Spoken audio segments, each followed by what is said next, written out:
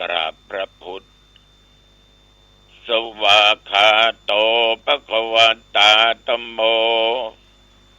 พระธรรมเป็นธรรมที่พระผู้มีพระภาคเจ้าตรัสไว้ดีแล้วธัมมังนมัสสามิข้าพเจ้านมัสการพระธรรมกราบพระธรรมสุปฏิปันโนภควโตสาวกสังโฆพระสงฆ์สาวกของพระผู้มีพระภาคเจ้าปฏิบัติดีแล้ว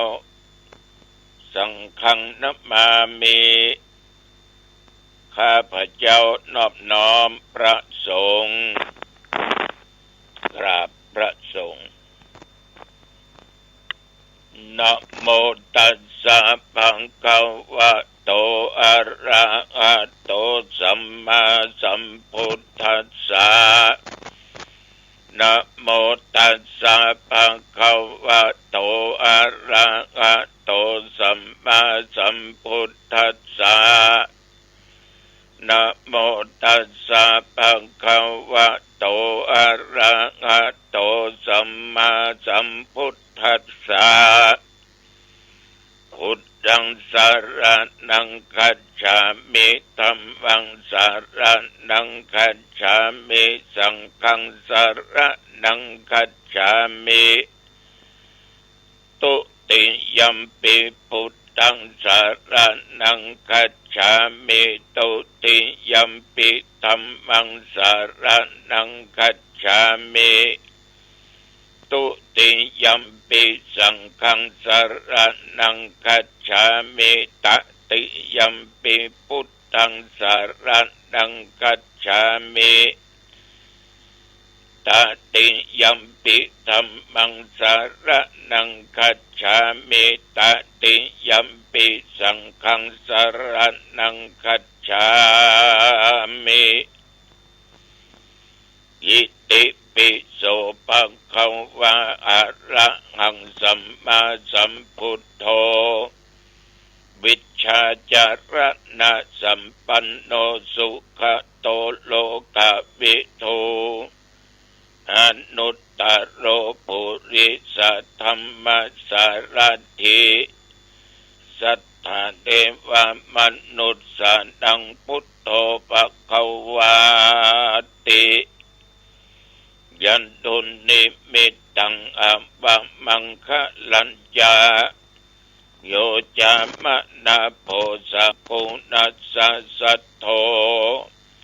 ปะปักขังโพโตสุปินังอะกันตังพุทธานุภาเวนะวินาศเมนตุสวากขาโตภะคะวะตาธัมโมสันทิติโกอากาลิโกเอหิปัสสิโกโอปัญญิโก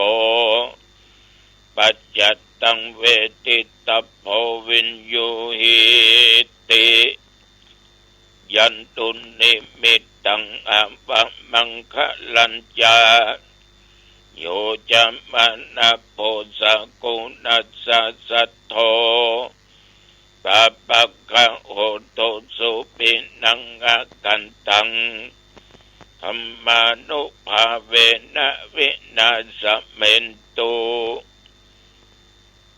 สุปฏิปันโนภควโตสาวกสังโฆอุชุปฏิปันโนภควโตสาวกสังโฆยายะปฏิปันโนภควโตสาวกสังโฆสามิจิปฏิปันโนภควโตสาวกสังโฆยะทิตังจัตตาริปุริสยุคานิอัตตปุริสปุกัลลาเอสะภะคะวะโตสาวกสังโฆอาอุนายโยปะอุนายโยทักขินายโยอัญชลิกรณิโยอ อนุตตรังปุญญเขตังโลกัสสาติยันตุนิมิตตังอวะมังคะลัญญาโยจะมานาโพสะโกนัสสะสัทโธปะปักขะโหตุสุปินังอะกันตังสังฆานุภาเวนะวินาศเมนตุยะโตอังภะเกเนอริยยาชาติยาชาโตนาปิชานาเมสันจิจะปันนังชีวิตาโวโรเปตาเตนะสัจเจนะโสติเตโอตุโสติกัปปัสสะโพชังโคสันติสังฆาโตธัมมานังวิจโยตถาวิริยัมปิติปัสสติโพชังคาจัตตถาปะเรสัมมาตุเปกะโพชังคาสัตติเตสัพพตังสินามุนินาสัมมาตัคาตาภะเวตาภะอุลิกตาสังวัตตันติอภิญญายานิพพานายาจะโพธิยาเอเตนะสัจจวัชเชนะสุติเตโอตุสัพพทาเอกัสสมิงสัมมาเยนะโทโมคัลลานัญญกัสสปังกิลาเนตุกิเตติสวะโพชังเกสัตตะเทสะเยติจัตตังอภินันติตวะโรคามุจจิงสุตังคะเนเอเตนะสัจจวัชเชนะสุติเตโอตุสัพพทาเอกทาธัมมราชาปิเกลัญเยนะปิปิลิโตจุนตเดเรนะตัญเยวะปันนาเปตวานาสัทรังสัมโมทิตวาจะอาภาตาตัมหาบุตธาสิทานะโสเอเตนะสัจจวัชเชนะโสติเตโอตุสัพพทาปะอินาติจะอาภาตาตินันนัมปิมะเอสินังมัคคะอัตตกิเลสวะปัตตานุปติธัมมะตังเอเตนะสัจจวัชเชนะสุติเตโอตุสัพพทาสักกัตตัวพุทธรัตนังโอสัตตังอุตตมังวะลังกิตังเทวมนุษย์สันังพุทธเตเชนะสุทินานัสสันตุปัตตวาสเปตุขาวุปัสสะเมนตุเตสักกัตตัวธรรมรัตนังโอสัตถังอุตตมังวะรังปะลีลาอุปัสสะมานังธรรมเตเชนะโสทินานัสสันตุปัตตวาสเปพยาวุปัสสะเมนตุเตสักกัตตัวสังฆรัตนังโอสัตถังอุตตมังวะรังอาหุนายังปะหุนายังสังฆเตเชนะโสทินานัสสันตุปัตตวาสเปโรกาวุปัสสะเมนตุเตนัตถิเมสรนังอัญญังพุทโธเมสรนังวรังเอเตนะสัจจวัชเชนะโหตุเตชยมังคลัง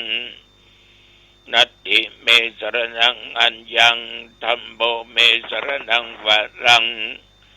เอเตนะสัจจวัชเชนะโหตุเตชยมังคลังนัตถิเมสรนังอัญญังสังโฆเมสรนังวรังเอเตนะสัจจวัชเชนะโหตุเตชยมังคลังอ อัตถิอุณัสสวิจโยธัมโมโลเกอนุตตโร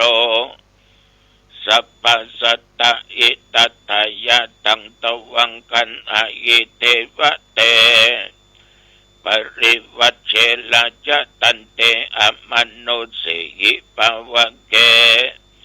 พยัคเขนะเกวิเสภูเตอากัลมะระเนนะวา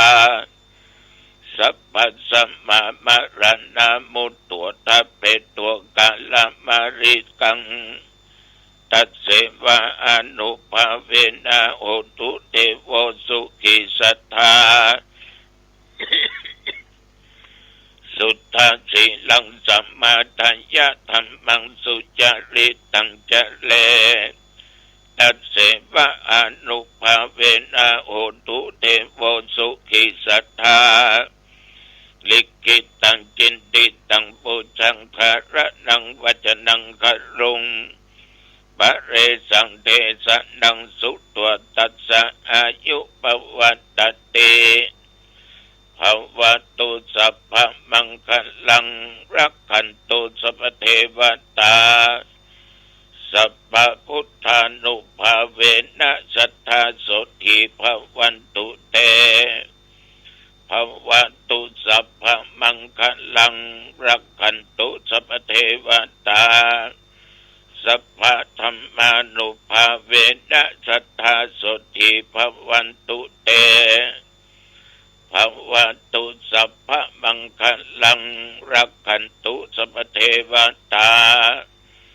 สัพพสังฆานุภาเวนะสัทธาโสทิภวันตุเตขอให้สัตว์ทั้งหลายที่เป็นเพื่อนทุกข์เกิดแก่เจ็บตายด้วยกันทั้งหมดทั้งสิ้นจงเป็นสุขเถิดอย่าได้มีเวรต่อกันและกันเลยจงเป็นสุข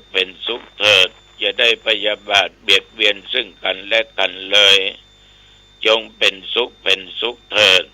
อย่าได้มีความทุกข์กายทุกข์ใจเลยจงมีความสุขกายสุขใจรักษาตนรอดพ้นจากทุกภัยทั้งสิ้นเถิดนับตั้งแต่โอกาสนี้ไปข้างหน้าขอข้าพเจ้าจงมีความสุขขอข้าพเจ้าปราศจากความทุกข์ปราศจากเวรปราศจากอุปสรรคอันตรายและความเบียดเบียนทั้งปวงขอข้าพเจ้าปราศจากความทุกข์กายทุกข์ใจข้าพเจ้ามีความสุขกายสุขใจรักษาตนรักษาตัวรอดพ้นจากทุกภัยทั้งสิ้นเถิดโดยพุทธานุภาพธรรมานุภาพสังฆานุภาพบทสาธยายมนต์พจชังคะปริตก็ดีสักกตัวก็ดียันตุนก็ดีอุณสะวิจัยก็ดีด้วยตั้งอกตั้งจิตตั้งใจตั้งมั่นแม้นว่าตนข้าพเจ้ากับศรัทธาญาติโยมหญิงใจทั้งหลายได้ตะลงโลกาเปียทิอย่างนักอย่างร้ายนอกกายในกายก็ขอพุทธานุภาพธรรมานุภาพสังฆานุภาพบทมนต์ทั้งหลายที่สาธยายนั้นจงกำจัดอย่างโรคภัยไข้เจ็บอย่างนักอย่างร้ายอันตรายสัวหายมีสุขภาพกายและใจอันแข็งแรงแม้นตนข้าพเจ้าและญาติโยมจักเดินทางไปเหนือใต้ตกออกขอแคล้วคลาดจากภัยอันตรายต่างๆอย่าได้มากำและมากายไปทิศเหนือใต้ตกออกก็ให้มีโชคมีใจกับมามีใจชนะมีโชคมีสติปัญญาบัตั้งตัวตนอยู่ในความประมาทแม้นศรัทธาผู้ค้าหิหาค้าขายอันใดจงสำเร็จผลค้าได้กำไรนักยักการยักงานการเกษตรประสบผลสำเร็จดำรงชีวิตด้วยการกระทำหน้าที่เป็นข้าราชการจำเริญยิ่งขึ้นไปอายุวันนะสุขะพละจงบังเกิดแก่ข้าพเจ้าและญาติโยมทุกท่านทุกคนโดยเถิด กรมอุตุได้ประกาศบอกตักเตือนระยะนี้จะมีการเปลี่ยนแปลงเกี่ยวกับเรื่องอากาศเรื่องลมเรื่องฝนบางแห่งบางที่บางอำเภอก็ลมนักบางจุดก็ลมหลายบางที่ก็มีฝนตกหนักแต่สำหรับวัดหนองตองตั้งแต่ตะวาจนถึงปัจจุบันใกล้เคียงก็ตามว่ามีรายงานว่ามีฝนตกแม้แต่หยดเดียวแต่ว่านี่ญาติโยมฉันของงายเรียบร้อยแล้วประมาณ9 โมงก็เดินทางไปวัดพระธาตุเจ้าอริพุนชัยท่านมีงานฉลองหรือปล่อยหลวงวิหารแล้วแต่ว่านี่เจ้าประคุณสมเด็จเจ้าคณะหนเหนือวัดพระเชตุพนกรุงเทพมาเป็นองค์เป็นองค์ประธานนอกนั้นมีมหาเถระนับแล้ว200 กว่ารูปได้เจริญพุทธมนต์ได้ถวายพระสงฆ์ปอนฉันเพลเสร็จพิธีธรรมาก็กลับมาถึงที่วัดญาติโยมมาทำบุญกระทำคล้ายบังเกิดคือโยมน้อยสง่าพร้อมด้วยโยมปริดากันดิยะและหมู่ญาติพี่น้องลูกเต้าหลานเหลนได้มาทำบุญคล้ายวันเกิดของพี่น้อยสง่าอายุวันนะสุขะวละจงบังเกิดยิ่งขึ้นไปเน้อพี่น้อยและครอบครัวพี่น้องญาติโยมฉันเป็นแล้วอย่างเรียบร้อยตอนบ่ายก็มาได้ไปไหนอยู่วัดตกค่ำตกมืดมาก็ยังอยู่วัดอยู่ว่าพักผ่อนมาจนถึงตราบปัจจุบันบัดเดี๋ยวนี้ศรัทธาสาธุชนญาติโยม24 ชั่วโมงผ่านไปเหมือนเก่าเหมือนเดิมเนาะอายุอานามบ่ได้เวยบ่ได้จ้าไปตามปกติเดินไปข้างหน้าเดินไปข้างหน้าเดินไปข้างหน้าไม่ถอยหลังกลับมาที่เก่าที่เดิมทุกสิ่งทุกอย่างมีการเปลี่ยนแปลงและผันแปรความเฒ่าแก่ชราก็ชราไปทุกวินาทีทุกลมหายใจเข้าออกยิ่งเจ็บยิ่งป่วยก็ใกล้ไปติ๊กใกล้ไปติ๊กไปตั้งหน้าติ๊กมันมีที่ตึกมีที่หยุดที่จะต้องไปเหมือนกันทุกท่านทุกคนบอกว่าอาตมาและญาติโยมท่านทั้งหลายเมื่อมันเป็นเช่นนี้ก็ขอทุกท่านทุกคนจงอย่าได้ตั้งอยู่ในความประมาทเกินวันที่19วันที่18วันที่18นี่ธรรมาภาพปะยมบ้านสันประสักตำบลหันแก้วเนอในงานข่าวดำเวลา8 โมงเมื่อคืน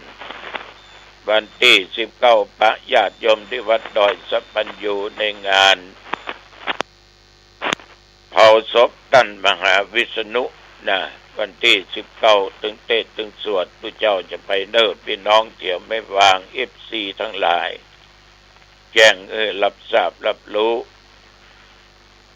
ศรัทธาสาธุชนญาติโยมนักศีลนักบุญในชีวิตของคนเฮาทุกท่านทุกคนนั้นคือการรักษาศีลภาวนาทุกคนมีความปรารถนาอยากให้พบให้ปะพระศรีอริยเมตไตรเพิ่นก็บอกว่ามันรักษาศีลกินทานฟังเทศน์ฟังธรรมเจริญเมตตาภาวนาไปเดินตามหนทางที่พุทธเจ้าเพิ่นได้ชี้ได้บอกได้แนะได้นำนั่นคือมรรค8มรรคะคือหนทางมี8 เส้นก็เขาจึงถามกันว่าถ้าคุณอยากไปเมืองนิพพานจะไปทางไหนทางตอบที่ถูกต้องไปตามทางมรรคมีองค์8มีสัมมาทิฏฐิปัญญาอันชอบอันนี้เขาก็อู้กันมาเมินหันยัง หันของที่เป็นจริงของที่เป็นจริงคืออริยสัจสี่นั่นเป็นของจริงเป็นของที่ไม่ตายเป็นอมตะในอริยสัจสี่คือหันทุกข์หันเหตุเกิดทุกข์หันทางดับทุกข์หันหนทางความดับทุกข์คือหันอริยสัจสี่ก็ทุกข์มาเกิดจากเหตุอันใดสุขมาจากเหตุอันใดเอาก็ได้สุขจะต้องสร้างเหตุในทางที่ดีที่เป็นสุขแล้วปฏิบัติเหตุดีมันเกิดสุขแนวทางปฏิบัติอย่างใดมันประสบผลสำเร็จมันเป็นสุขก็ปฏิบัติในสิ่งเหล่านั้นทุกข์เกิดมาจากเหตุอันใดเมื่อค้นคว้ารู้ได้ว่าตัวตัณหานี่ตัวสำคัญเลยนี่ก็ออกจากมันเนี่ยจะไปตกอยู่ในหลุมลึกของตัวตัณหาตัวกิเลสแล้วก็หาหนทางประพฤติปฏิบัติไปตามมรรคมีองค์8ดังที่กล่าวนี้ญาติโยมมรรคมีองค์8สัมมาทิฏฐิคือทิฏฐิที่หันชอบอันประกอบไปด้วยปัญญาถ้าเป็นมิจฉาทิฏฐิอันนั้นหันผิดก็คือหันบ่ถูกนั่นนะแล้วก็หันหลังหันหน้านั่นนะคนบางคนเนี่ยมันก็อย่างว่าญาติโยม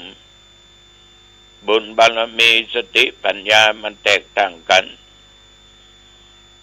บางครั้งสิ่งที่ตัวเองกระทำตัวเองพูดตัวเองคิดเป็นสิ่งที่บดีเป็นทางแห่งความทุกข์ความอายนะมีคนใดคนหนึ่งมาตักมาเตือนสติว่าอ้ายเหยพี่เหยเนี่ยอย่างนั้นมันถูกนะมันเป็นบาปเป็นกรรมนะบางอันมันมีตัวบาปเป็นจะได้โลข้าบักกัว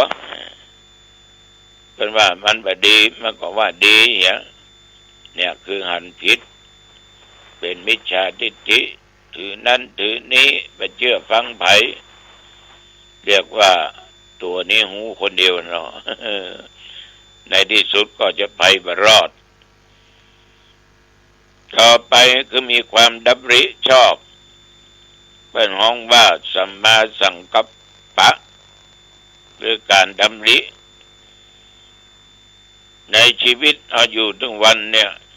เอาทุกคนมันมกมุ่นอยู่ในกามคุณในรูปในเสียงในกลิ่นในรสในการสัมผัสและอารมณ์ต่างๆรู้ว่าตัวเองกำลังถลำคำกา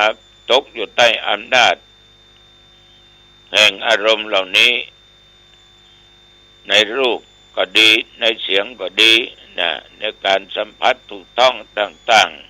ๆมันเป็นตัวกิเลสแล้วเนี่ยมันเป็นตัวทุกข์แล้วนี่ก็หาหนทางเนี่ยญาติโยมออกจากมันเนี่ยห่างไกลจากมันเนี่ยเป็นว่าเสือก็ยังว่าเสืออยู่ บางคนนี่ญาติโยมมันต้องคิดไปอย่างนั้น2ดำริในอันพยาบาทเราอยู่ด้วยกันประกอบด้วยเมตตาธรรมกรุณาธรรมมุทิตาธรรมอุเบกขาธรรมจะไปอาฆาตพยาบาทมาดร้ายกันจะไปเป็นลูกศิษย์ของพระเถรทัตมันบ่ดีก็จะด่าจะว่าจะยังก็ตามด้วยญาติโยมต้องเก็บมาใส่อกก็ต้องเก็บมาใส่ใจมันผ่านไปเอาเก็บมันก็เจ็บมันก็ทุกข์เราบ่เก็บมันก็บ่ทุกข์เอาก็บ่เจ็บเอาเก็บมันขึ้นมาดึงทุกข์ดึงเจ็บตัวแล้วอย่าได้อาฆาตพยาบาทมาดร้ายกันเพราะการอาฆาตพยาบาทจองเวรจองกรรมกันนั้นมันบ่มีที่สิ้นสุดพอออกไม่ออกญาติโยมท่านทั้งหลายฉะนั้นขอบิณฑบาตไผเคยอาฆาตไผอาฆาตมาดร้ายแก่ทุเจ้าเน้นตนใดแก่เพื่อนพ้องชาวบ้านอย่างใดแก่ผัวแก่เมียอย่างใดแก่ลูกเต้าอย่างใดแก่ไผพ้องพยายามหลีกนะพยายามหลีกแล้วอยู่จะไปเบียดเบียนไผ จะไปข่มเหงเต็งเต็กไผหรือตั้งอยู่ในศีลตั้งอยู่ในธรรมเอาธรรมะเอาศีลเป็นคู่ใจเป็นผู้ชนะก่อนที่เราไปชนะคนอื่นต้องเอาชนะใจตัวเองการเบียดเบียนกันให้มันบดีแต่นั้นเมื่อมันบดีก็คือบดีนะเนาะจะไปทำจะไปยะจะไปคิดจะไปอู้เพราะมันไม่ดีมันเป็นการเบียดเบียนซึ่งกันและกันอันนี้ธรรมภาพฝากไว้แค่นี้เอาละญาติโยมท่านผู้ฟังทั้งหลายหันว่าพอสมควรแก่เวลาอายุวันโนสุขังพลัง